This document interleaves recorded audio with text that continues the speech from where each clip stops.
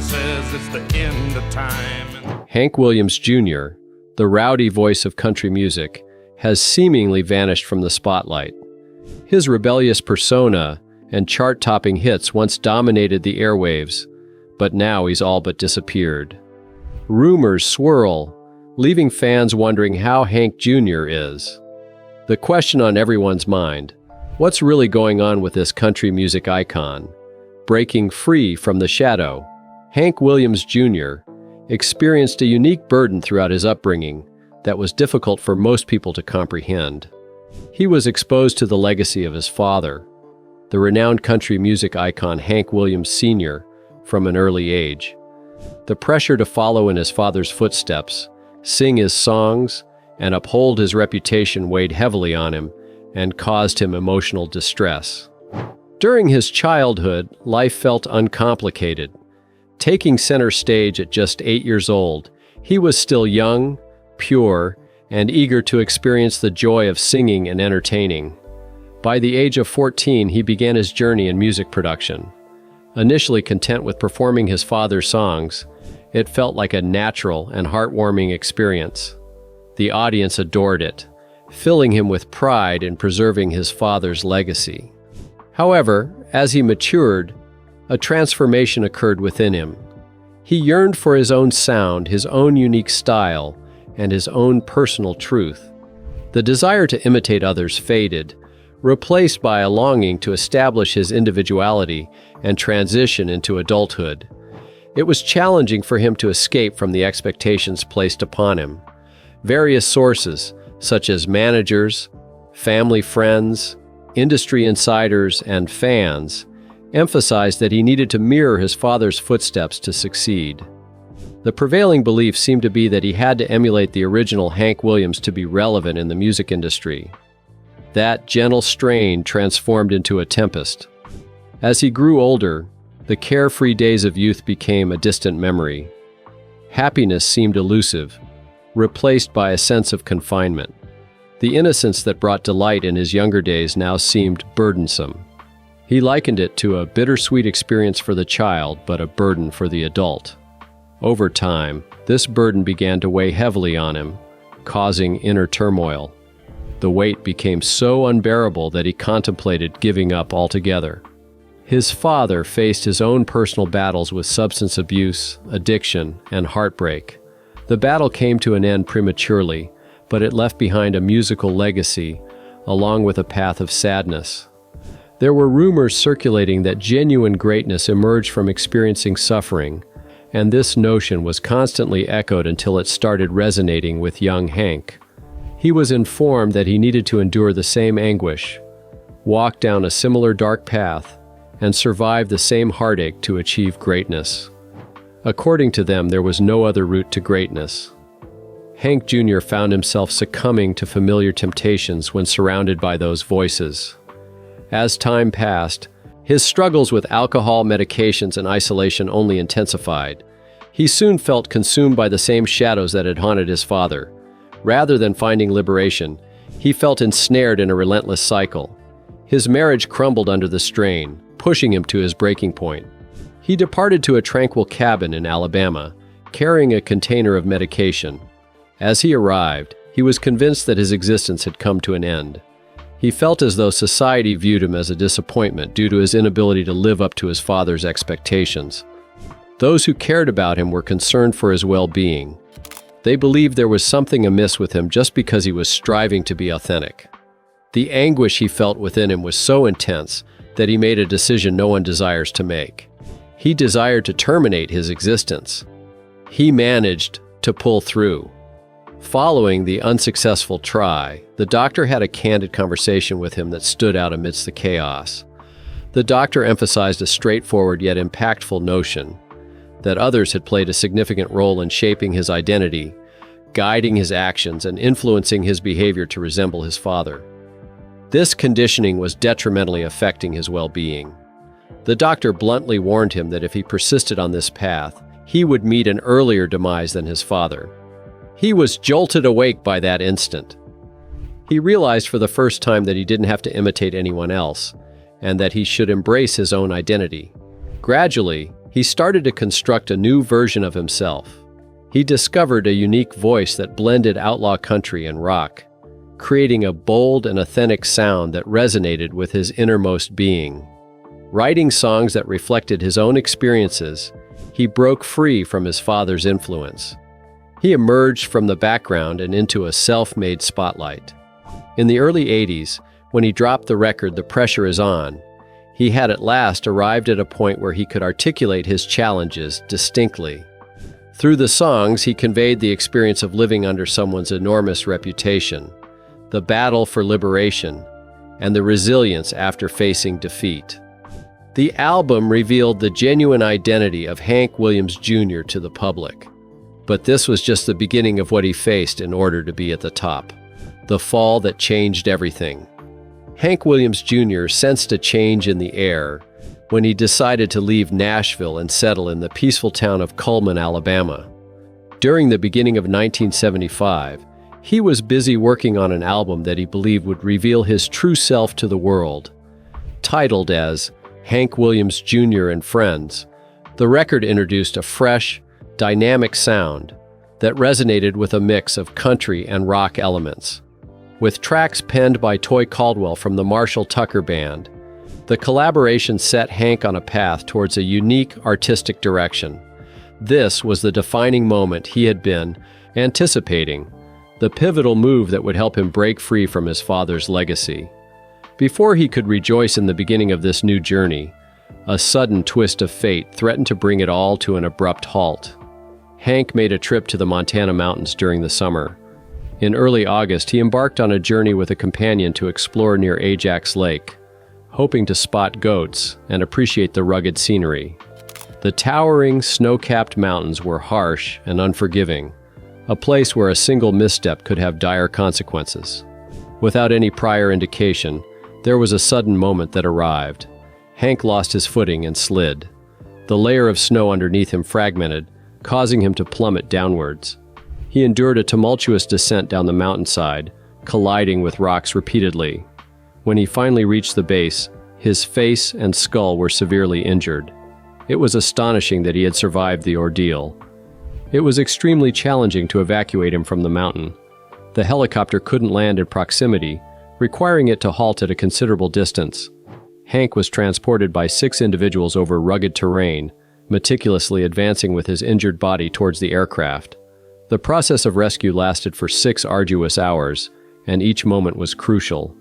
Upon being airlifted, he was expedited to a hospital in Missoula, where medical professionals geared up for the battle to preserve his life.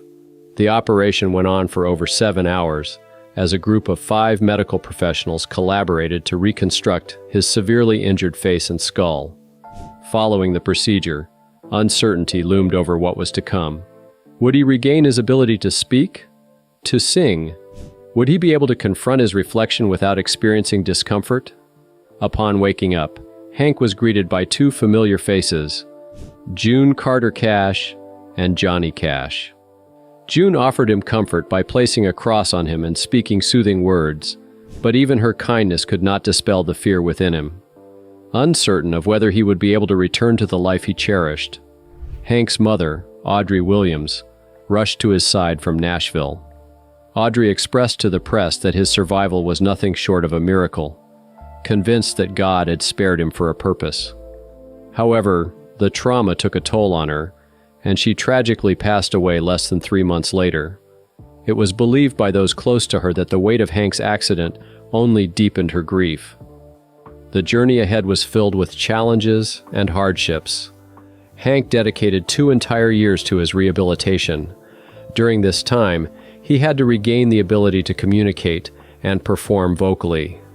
Over the course of 17 operations, his physical appearance and health gradually improved. Despite the visible scars he bore, there were also hidden emotional wounds that he carried within himself. He decided to conceal the scars from the accident by growing a beard and adopting a new wardrobe, including sunglasses and a cowboy hat. This new appearance, which originated from his suffering, eventually became his distinctive fashion. Individuals could easily identify him as the resilient individual with shades and a confident demeanor, shaped by both hardship and resilience. The movie, Living Proof, the Hank Williams Jr. story, attempted to recount his experience, but it failed to truly convey the resilience required to rise from such a downfall. Hank confessed in 1989 that the memory continued to haunt him, even years after the incident. According to his doctors, his appearance on that day was worse than that of wounded soldiers they had treated. His survival seemed miraculous and went beyond medical explanation. He managed to do more than just survive. He thrived. Following the incident, Hank's re-entry into music was marked by an unprecedented passion and intensity, but the controversy never left. When words stir the storm, Hank Williams Jr. experienced numerous ups and downs throughout his life, yet the turmoil he encountered in 2011 was unprecedented. This was not related to his music career, personal struggles, or overcoming obstacles. It revolved around harsh words that were uttered in a moment of frustration, unexpectedly spreading throughout the nation. In the beginning of October that year, Hank made an appearance on a talk show to discuss political matters and the current state of the nation. He brought up a golf game that had occurred several months before during the interview. The game involved the president and the Speaker of the House teaming up against the vice president and a governor. While many saw it as a casual match, Hank interpreted it as a symbol of underlying issues. He perceived the country as fragmented, in turmoil, and lacking guidance, and the sight of political figures sharing laughter on the golf course troubled him. When questioned about what bothered him, he made a forceful argument that included a shocking analogy. This caused outrage among the hosts and audience. He went on to insult the president and vice president, escalating the situation further. The response was swift, with discussions about his remarks spreading rapidly. Soon, all attention was focused on ESPN, the network that had employed Hank's iconic football theme song for 2 decades. The opening performance by the singer was taken off the ESPN broadcast that evening. ESPN expressed their disappointment and stated that they could no longer feature the song due to the singer's comments. The abrupt alteration caught the attention of fans, and news of the incident quickly spread nationwide. Hank clarified that he chose his words carefully to highlight the oddness of the combination. He mentioned that his intention was not properly understood and felt frustrated. Additionally, he expressed his admiration for the president's position, but was upset by the contrast between the struggles of ordinary people and the extravagant celebrations of politicians. Despite his explanation, the network stood by their decision. ESPN made a sudden announcement 3 days after the interview, stating that Hank and his theme song would no longer be featured on Monday Night Football. Country music star Hank Williams Jr. is trying to clarify his remarks about President Obama that have landed him at the center of controversy. The long-standing partnership that began in the year 1989 was abruptly terminated. The absence of the theme song, which had become a beloved tradition for many viewers, left a noticeable void in the show. Hank posted a reply on his personal website, stating that he had come to the decision independently after receiving feedback from his followers. He believed that the network had infringed upon his freedom of speech, leading him to announce his departure along with his renowned song. His announcement was fearless, demonstrating his determination to assert himself despite the controversy surrounding him. Hank Williams III, the son of the individual in question, opted not to participate in the argument. When questioned, he responded in a composed manner, suggesting that musicians, such as his father, are not the most suitable individuals to engage in political debates. This calm response stood out amidst the fervent discussions taking place nationwide. The controversy surrounding the ended partnership lingered on, refusing to disappear quickly. Hank's likening to a despised historical figure remained a sticking point for many, viewed as a boundary crossed that couldn't be overlooked. Hank continued to voice his thoughts even after ESPN severed their connection with him. Following the split, he dropped a fresh track where he openly rebuked the president, the network, and the hosts of the TV program in question. The song quickly gained traction, amassing hundreds of thousands of downloads within a mere 48 hours.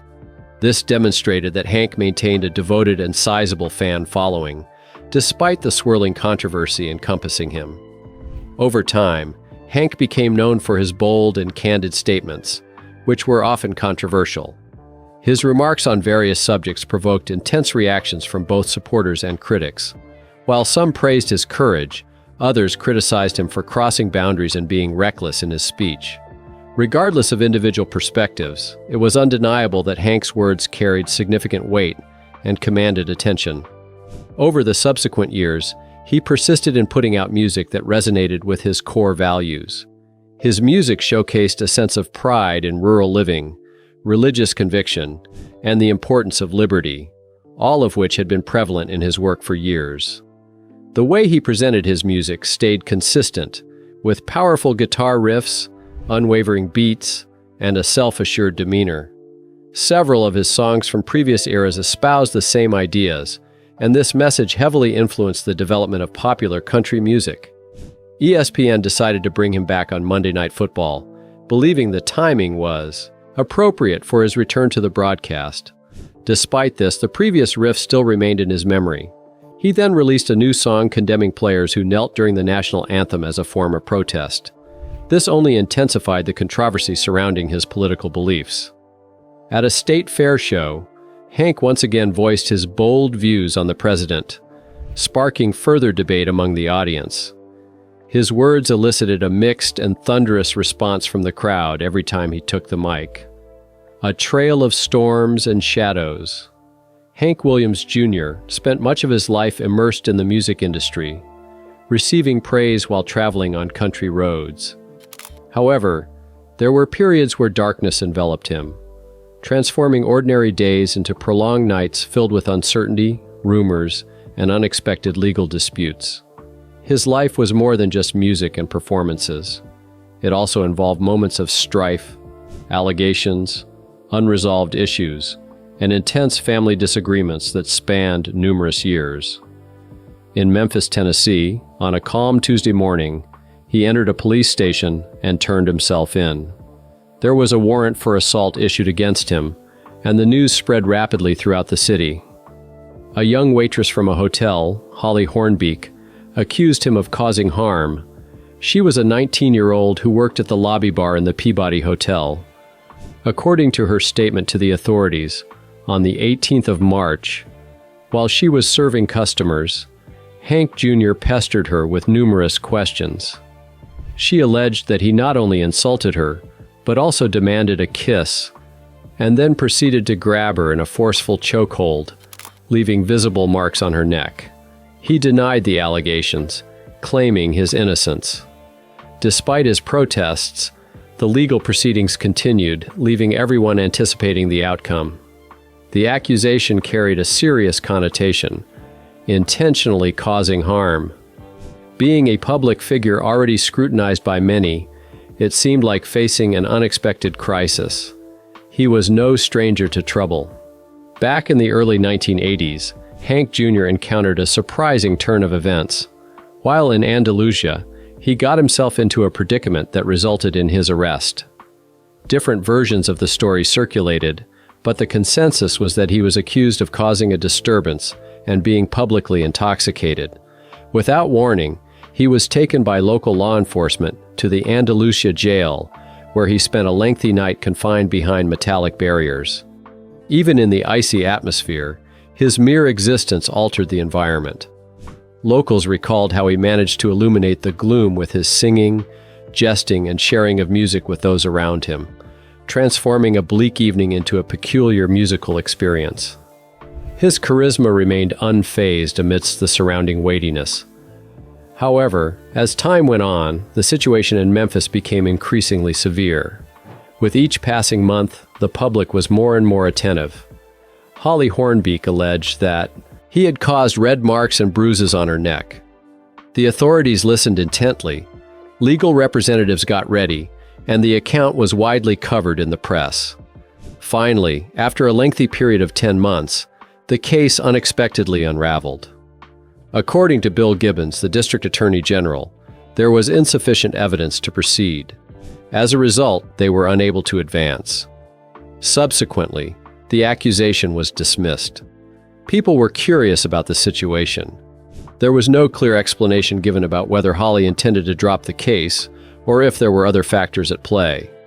Although her parents had enlisted the help of a private attorney, who requested a substantial amount of money. Holly insisted that financial motives were not the cause. Despite sticking to her version of events, the case came to an end without any further elaboration. Both her lawyer and Hank Jr.'s representative refused to respond to any inquiries. During that period, Hank Jr. was in Memphis due to a distressing family matter. His daughters, Holly and Hillary, were recuperating from a car accident in Dundee, Mississippi in March. He stood by them as they recovered. Those days were already challenging, and the additional legal issues just made things worse for his already troubled heart.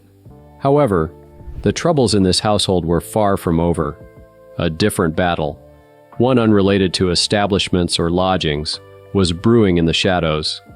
This battle stemmed from the history of Hank Williams Sr., the iconic musician who passed away prematurely, leaving behind a rich musical repertoire, lasting recollections, and a convoluted heritage. The main focus of the conflict was on Jet Williams, the daughter of Hank Sr. She was unaware of her true lineage while growing up. After Hank Sr.'s death, Jet was born to her mother Bobby Jet just 5 days later. She was then raised discreetly in Montgomery by Hank Sr.'s mother, until the grandmother passed away when Jet was only 2 years old. Following her grandmother's death, Jet was put up for adoption, keeping her real identity a secret from her for a significant period of time. Kathy Dupree spent her childhood unaware of her true origins, but in the early 1980s, she discovered the truth. This revelation led her into a complex legal battle that spanned many years. In 1985, she faced Hank Williams Jr. in court, seeking recognition as Hank Sr.'s daughter and fighting for the rights she felt she deserved. She received assistance from Keith Atkinson, a lawyer from Washington who came across crucial paperwork shortly after agreeing to represent her. Among the documents was a custody agreement signed prior to her birth, which identified Hank Sr. as the father and awarded him full custody. Armed with this evidence, she proceeded with a legal case. In a twist of fate, she and Atkinson developed romantic feelings for each other and tied the knot in September of 1986. Unfortunately, Atkinson passed away in 2013, and sometime later she remarried Kelly Zumwalt. In 1985, a court in Alabama confirmed that she was the legitimate daughter of Hank Williams Sr. In October of the following year, the Alabama Supreme Court determined that she was entitled to her rightful share of the estate, dating back to 1985. The court found that she had been unfairly denied her inheritance due to deceitful actions and errors. Hank Jr. contested the decision, taking the matter to federal court. However, in 1990, the Supreme Court of the United States declined to review the case, thus upholding the ruling. She gained acknowledgement and became part of the family. The conflicts persisted without resolution. By January of 2006, a new legal dispute emerged in the Tennessee Court of Appeals regarding vintage recordings of Hank Sr. from the 1950s. Different companies contended that they had the legal rights to distribute these recordings. However, the court ruled in favor of Hank Jr. and Jet Williams, asserting that only his heirs had the exclusive rights to sell or release the songs. In October of 2008, a selection of previously unreleased recordings was made accessible to the public under the title The Unreleased Recordings, providing fans with the opportunity to listen to unique moments from history. But the question is, where is he now? How did he climb to this height? The long climb to the spotlight. In 1964, a pivotal moment occurred for Hank Williams Jr. when he entered the recording studio to create his debut track, a nostalgic and soothing melody titled Long Gone Lonesome Blues. This song, originally performed by his father, held a special place in his heart, as though he was finally discovering a musical destiny that had been calling out to him from his very birth. In that year, his vocal talents were featured in a movie depicting his father's life. Through his singing in Your Cheatin' Heart, he revived Hank Sr.'s music. It was a unique blend of honor and stress, leading him to create an album of duets using his father's original tracks. Wherever he went, there were expectations for him to mimic the legendary figure whose influence loomed large in the country music scene.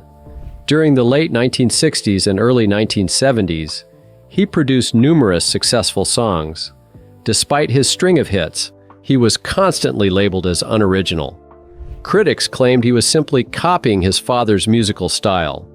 Over time, the continuous comparisons became burdensome, and the thrill of fame started to wane. Feeling disillusioned, he distanced himself from his mother and sought a fresh start.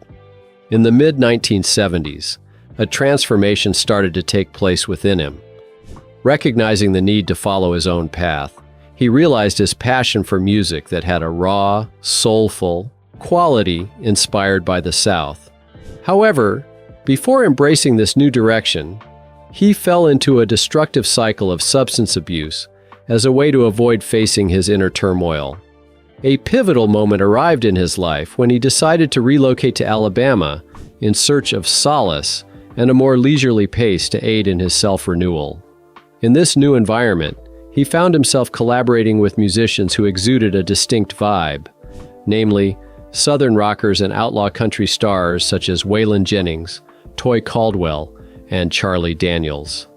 These individuals possessed a fearless, unconventional, sincere, and unrestrained approach to music, choosing to let their hearts guide them rather than adhere to any set guidelines.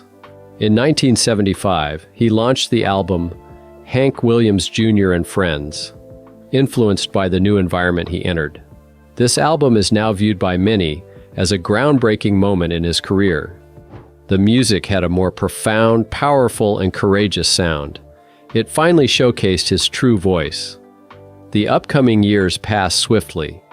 In 1976, a renowned magazine praised his country music as some of the finest to emerge from Nashville. In 1977, he put out 2 albums, One Night Stands and The New South, and collaborated with his close pal Waylon Jennings on a fresh track. By 1980, he was appearing on national TV, showcasing his growth as a more assertive and self-assured artist. He experienced a period of success and productivity in the 1980s. He consistently produced new music, occasionally releasing 2 albums in a single year. Popular titles such as Family Tradition, Whiskey Bent and Hellbound, Habits Old and New, Rowdy, The Pressure Is On, High Notes, Strong Stuff, Man of Steel, Major Moves, 5-0, and Montana Cafe were widely loved by fans. With each new album, he achieved greater success, solidifying his unique place in the music industry. Between 1979 and 1992, he put out a total of 21 albums, with 18 being studio albums and 3 being collections, all of which achieved gold certification. From 1979 to 1990, he had 30 songs that made it to the top 10 on the Billboard country charts, with 10 of them reaching number 1. In 1982, he made history by having 9 albums on the top country albums chart simultaneously, shocking the entire music world. His popularity continued to soar. Between the years 1987 and 1988, he was honored as Entertainer of the Year by the Country Music Association. Similarly, in the years 1987, 1988, and 1989, he received the same accolade from the Academy of Country Music. His album Born to Boogie came to represent the pinnacle of his fame and widespread acclaim. Over time, his music evolved and became more powerful. Now these country music singers. While still rooted in country, it also had elements of rock. Many of his songs consistently topped the charts, with hits such as Family Tradition, Whiskey Bent and Hellbound, Old Habits, Ain't Misbehavin', Born to Boogie, and My Name is Bocephus being fan favorites. He debuted Wild Streak in 1987 alongside songwriter Terry Sharp, both of whom received gold records for their collaborative effort. The following year, in 1988, he introduced If the South Woulda Won, a song brimming with Southern pride and creativity. Despite his successful decade, he continued to be productive. In 2000, he provided the voice for Injun Joe and Tom Sawyer. The following year, in 2001, he revised his popular song, A Country Boy Can Survive, to create America Can Survive, intending to convey a message of resilience after the September 11 tragedy. He made appearances on television shows, concerts, and special events throughout 2004 and 2006. He frequently made entertaining guest appearances in music videos alongside popular artists such as Gretchen Wilson, Kid Rock, and Charlie Daniels. Fans always enjoyed spotting him in videos, whether he had a minor part or made a brief cameo, sporting his signature hat, beard, and grin. Currently, he is still regarded as the central figure in country music. In August 2025, he is reportedly recuperating at his residence in Tennessee, getting ready for upcoming performances. Despite the passage of time, he continues to embody resilience, endurance, and the passion of someone who overcame obstacles to succeed and continued to shine brightly.